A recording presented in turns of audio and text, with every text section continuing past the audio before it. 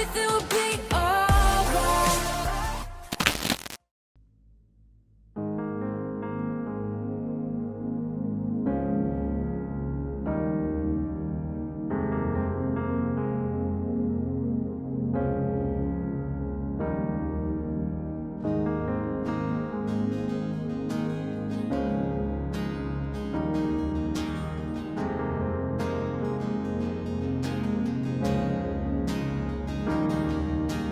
Nothing I want that your love doesn't offer.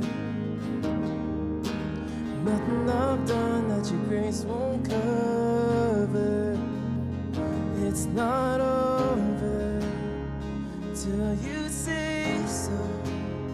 And you are faithful, God, you're faithful. The cross is all the confidence I need. Your love won't give up on me. You never make a promise you don't keep. Your love won't give up on me.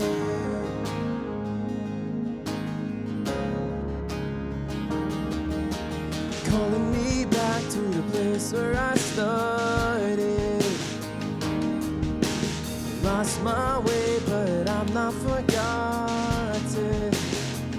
It's not over till you say so. You are faithful, God, you're faithful. The cross is all the confidence I need. Oh, your love won't give up on me. You never make a promise you don't keep. Your love won't give up on me. And your love won't give up on me.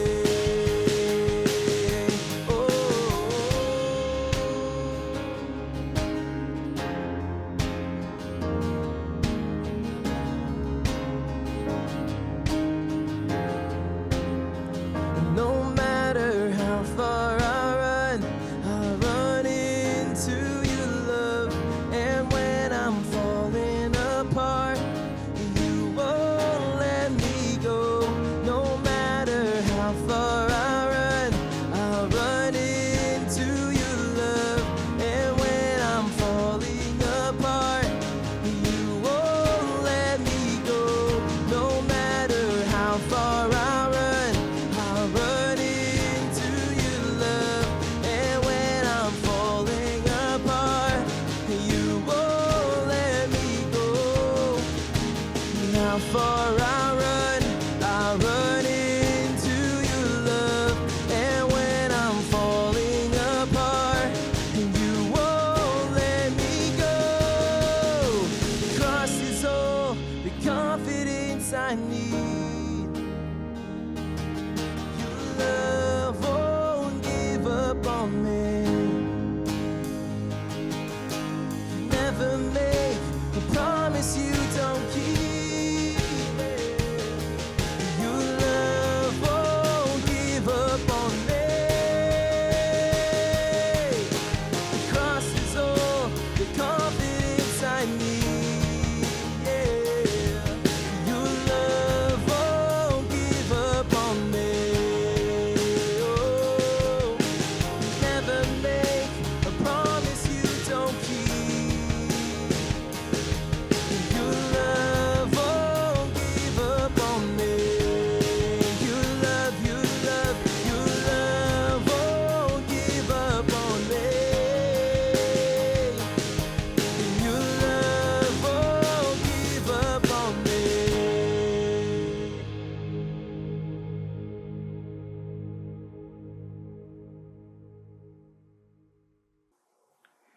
What's going on, everyone? Welcome back to City Youth Online. My name is Kemal, and thank you for joining us once again. If you're new with us, we'd like to say welcome. And if you haven't noticed, we also have small group after these messages. So if you want to stay connected with a small group, or you want to get connected with a small group, please let us know on in the comments down below, or through our social media on Instagram, for example. Just DM us and let us know, hey, I want to get connected, and we can help you get set up right away. Having said that, if you are not new and you've been with us every week or almost every week, like Solomon said last week, what's up? I'm joking. That's not what I'm gonna say. Welcome back, and yeah, thank you for always joining us every week and coming back to hear more of God's word and just to be with small group every week. Thank you for joining us. But yeah, I hope you guys have enjoyed this series on personal, because actually we are wrapping up this series this week, and so yeah, believe it or not, we are in the last week after 5 weeks. 5 weeks. That's a lot of time. That's a lot of time you spent in the story of Zacchaeus.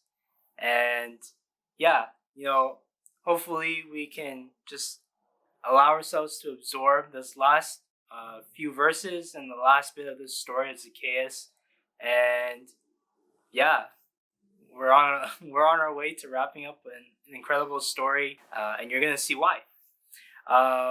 So having said that, we're going to jump into this week's message. But I will say that we are going to spend a little bit more time in the last few verses, as Solomon kind of really laid out the final context of these verses. And so, yeah, having said that, we're going to talk about change this week. And so, change, we've mentioned it before. There's nothing new about this idea of change in our lives. But today, in particular, to this message, we are going to talk about change in relation to people and something about a person. It may be their personality, it may be the way they do certain things or the way they act. And one of the best examples to what change would look like is when we give a before and after comparison. So, for example, in my life, before, when I was a kid, growing up, I used to be a super needy and selfish kid. As in, if I saw something, if we were at the mall and I saw a nice pair of shoes in particular, and I really wanted them, I would ask my parents, can I have them? Or can we get them? And, they would say no, because we don't need them. And my reaction in front of other people and in front of my parents would be to complain and whine in front of them. And yeah, just make a whole scene as a kid. And, over time that changed and I adjusted to that. And, after a certain point in my life, especially after being into a relationship with Jesus after that, my attitude towards asking things and wanting things really changed. And so, before I used to be this whiny and bratty kid, in other words, and after my relationship, particularly with Jesus, I saw myself as someone that no longer needed things in the same way, like I desperately needed them. But actually, I was much more okay with the fact that I didn't need those things. Growing up, going forward, and so in my life, change is very evident to other people. But for other people that see change or want to believe that people can change, they just simply can't believe in that. And the reason being is because they are people that maybe have a different experience of what change has done to them, or what they've experienced with change in people's lives, and how for them, they don't believe that people have genuinely and actually changed their way of acting, behaving, thinking, whatever it may be, and they don't think that's possible. And in fact, while people may actually believe that they want to change in other cases, it is difficult at times. I'll be honest. I have gone through many experiences of change and adjusting my habits, my behavior, whatever it could be. And honestly, it is super difficult at times to be genuinely honest and true to the fact that you want to change. Um, and sometimes that leaves us in a mindset that, we can't change. And so we believe in that understanding. And basically, what happens to us is that we accept the fact that it's impossible or it's difficult to do that. And in fact, you choose to believe that's the case going forward with other people. And it's kind of a mindset that becomes permanent, as in it doesn't go anywhere and it doesn't adjust, it doesn't change as you grow up in life. And so you just continue with this mindset of this guy doesn't change. This guy has nothing in mind that will change my opinion of him. Or this person, she doesn't get what she's doing. She doesn't know what she's talking about. And I don't think she's going to ever change from that.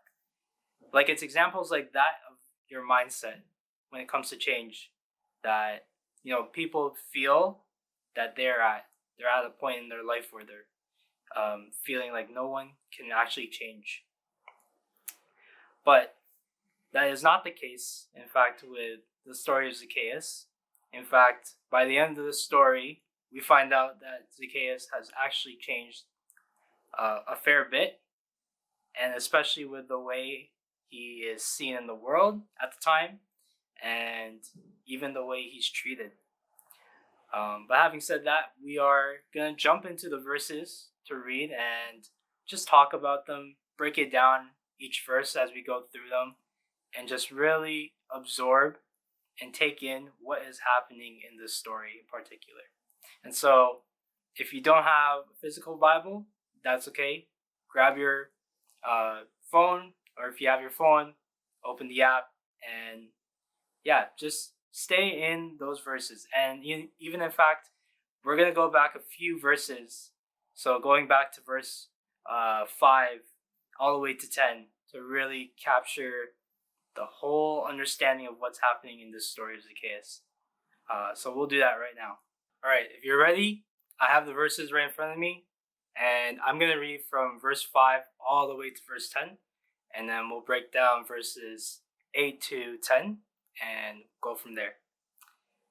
All right, here we go. When Jesus came by, he looked up at Zacchaeus and called him by name. Zacchaeus, he said, "Quick, come down. I must be a guest in your home today." Zacchaeus quickly climbed down and took Jesus to his house in great excitement and joy. But the people were displeased. "He has gone to be the guest of a notorious sinner," they grumbled. Meanwhile, Zacchaeus stood before the Lord and said, "I will give half my wealth to the poor, Lord, and if I have cheated people on their taxes, I will give them back 4 times as much."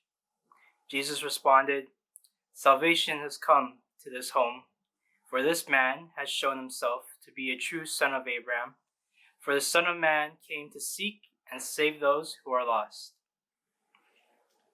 All right, so we're going to take our time going through these verses because there is a lot to uncover within those words. Right, so coming into verse 8, we're going to picture this. So picture you're in the room with Jesus and you are Zacchaeus and you're at your place. Jesus is sitting at your table having a meal with you and with his disciples, right? And you've got this whole table set of food, kind of like Thanksgiving, like in America the last few days. But don't picture a turkey. Picture like a whole pig sitting on the table for everyone to eat. But that's the context, right, of verse 8. They're having dinner. They're having a meal together. And, Zacchaeus out of nowhere simply just says, "I'm going to give up half of my possession, half of everything that I own to the poor." Now, let's just stop there for a moment. Let's think about what Zacchaeus is saying. Zacchaeus is a rich man. And if you forgot that, well, now you know, for the refresher, right? Zacchaeus is not just any other man who's saying this.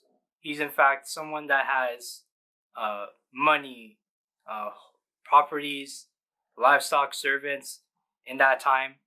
He has a lot of possession. And for him to say that, he'd give up half of that and give it to the poor, that's insane. Like, the term poor in this context could mean a lot of things. It's not just money. It could mean, homes. They are homeless. It could mean not enough servants. It can mean livestock, as in someone doesn't have enough animals for them to, create food, produce food for their families, and so on. There are different ways of poor to be determined in this context. But for Zacchaeus to say, half of my possession I want to give to the poor, in whatever way that means, that is completely something that you wouldn't expect out of Zacchaeus. Picture this. Zacchaeus is saying those words, and Jesus is at the table along with his disciples. His disciples are probably jaw dropped with their food in hand, like this, or letting go, and they're just like, what? And then Jesus is just sitting there doing this.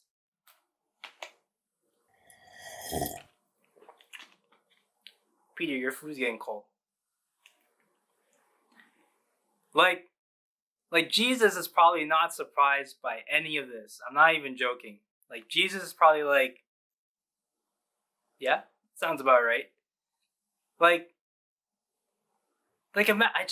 I'm sorry, I just can't figure out how you give up half of everything that you own.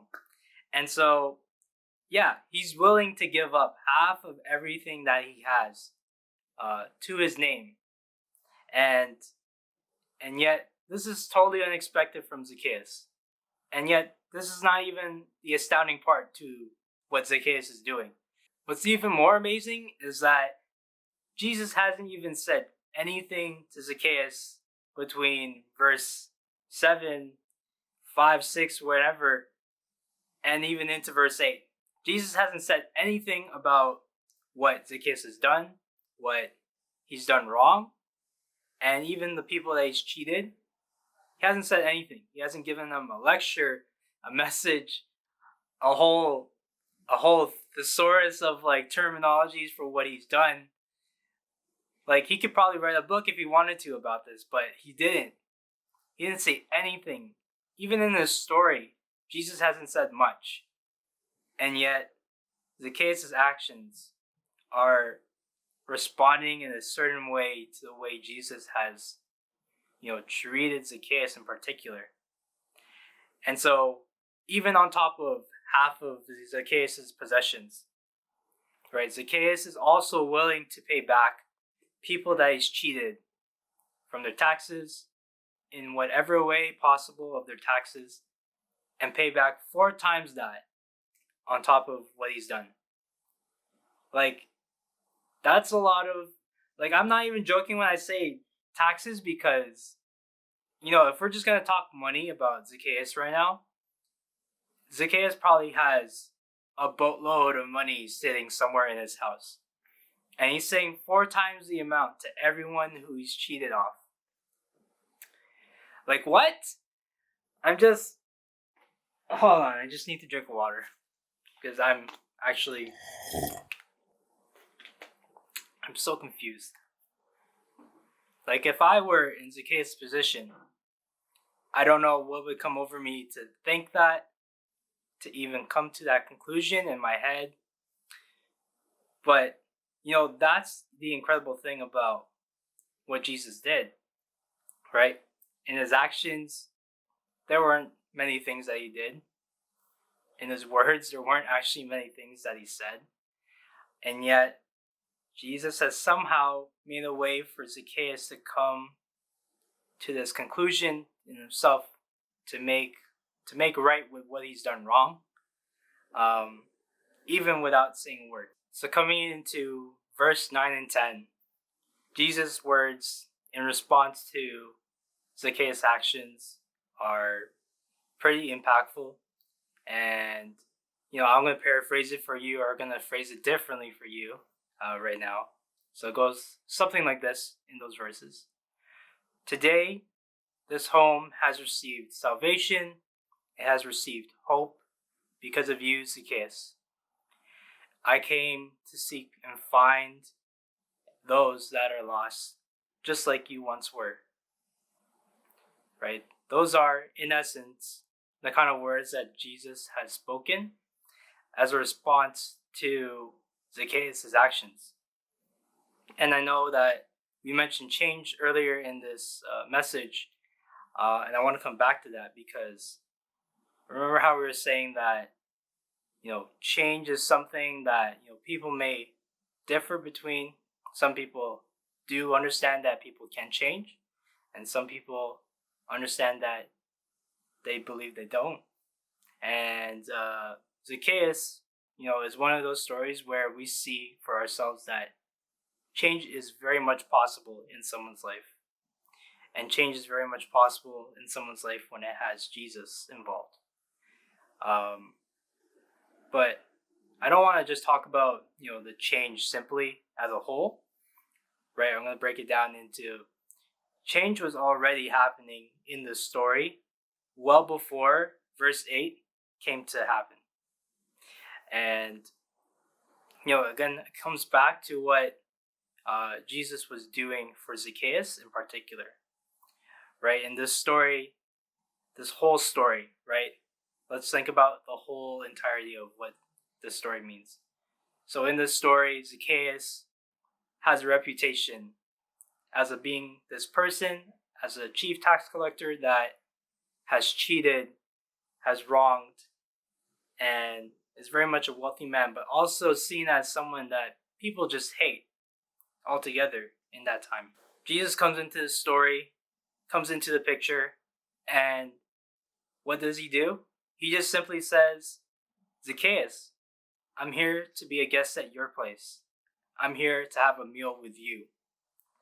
And despite what Jesus probably already knew about Zacchaeus, I'm sure he understood that tax collectors, and especially someone like Zacchaeus in this position, were known to be notorious as a sinner.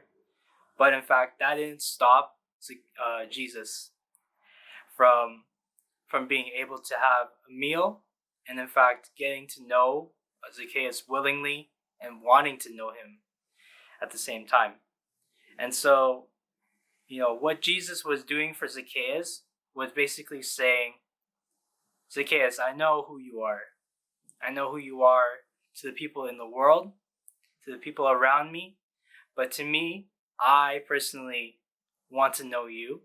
I want to have a meal with you, and I want to enjoy my time with you. And so, that's not what Jesus would have spoken directly to Zacchaeus, but those are words that are implied by the way that Jesus is treating Zacchaeus, simply because Jesus knows that there is potential, and that's a key word here. There is potential in Zacchaeus' life to change, and in fact, in the same way that Jesus sees that potential with Zacchaeus, it's personal for us because Jesus knows your potential as well, right? It doesn't matter what your situation may be, whether it relates to a history of yourself, whether it relates to a certain behavior you know about yourself and you think Jesus wouldn't want anything to do with that. Whether it has to do with the way that you've treated people in the past, or even right now, none of that will ever faze Jesus from wanting to know you personally. And I mean that, right? When Jesus comes to know you, he comes to know you as simply as a person.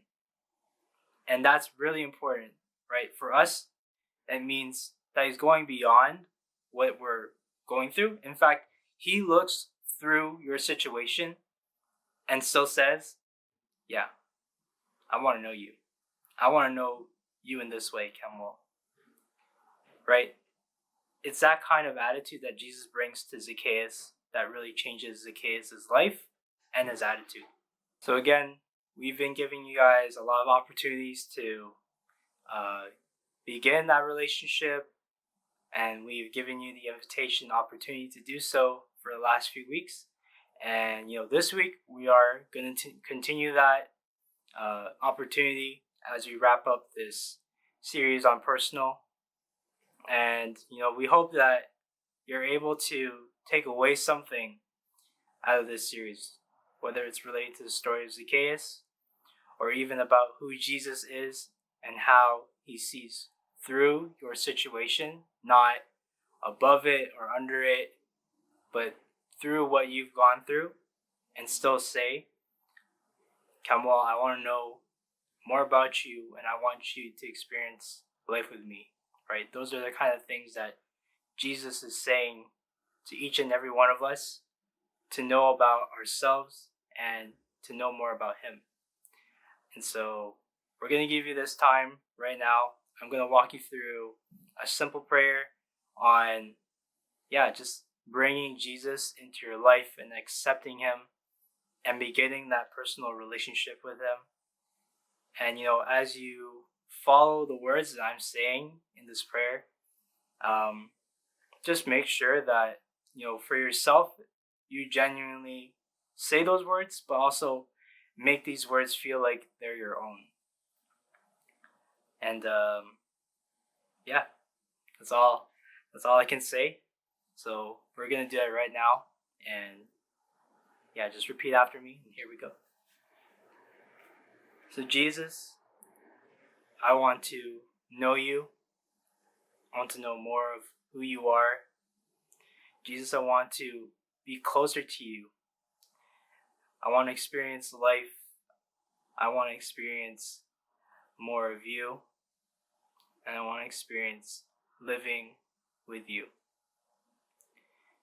Jesus, I ask that you would come into my life and that you would just be with me going forward in my life.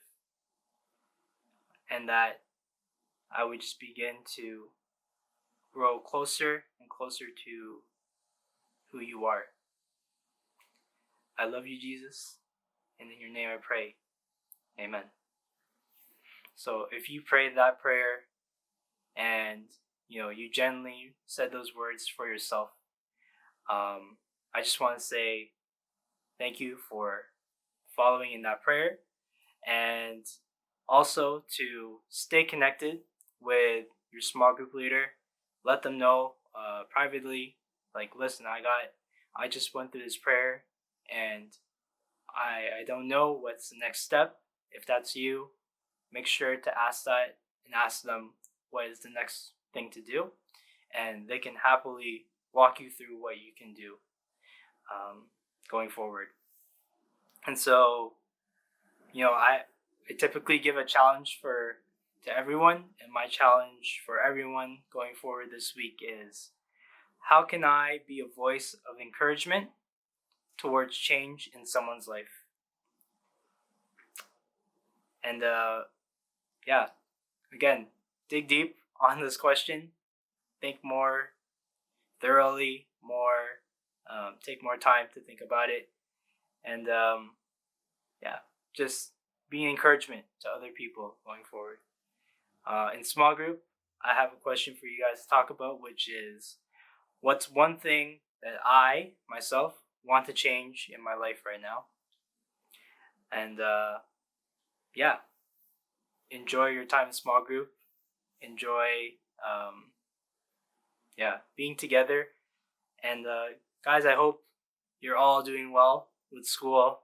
I hope that, mentally, physically, whatever you may be feeling, I hope that you guys know that we at City Youth and here on City Youth Online are here to support you in any way, right? We're not just here to, again, only talk about simply Jesus, right? We're here to also talk about life and what you're going through, if you need us to be there for you in that way. And we strongly encourage you to just reach out to us as your small group leaders. Even let us know on social media if that's the best way to communicate. Whatever it sees fit for you to do so to communicate with us. Let us know. We're here and we're willing to support you in that way. And yeah, just leave a comment down below. You know, we're walking into December slowly. But yeah, comment down below. What is your favorite part of this year for Christmas? What are you looking forward to? And just let us know. Yeah, make sure to like this video down below and subscribe if you haven't to stay connected for these weekly videos and messages. And yeah, City Youth, have a wonderful week, an awesome weekend, and stay tuned for our next series, which is super exciting. I'm not going to say anything. Solomon's going to lead us into that. Having said that, take care, everyone. Every little thing, everything will be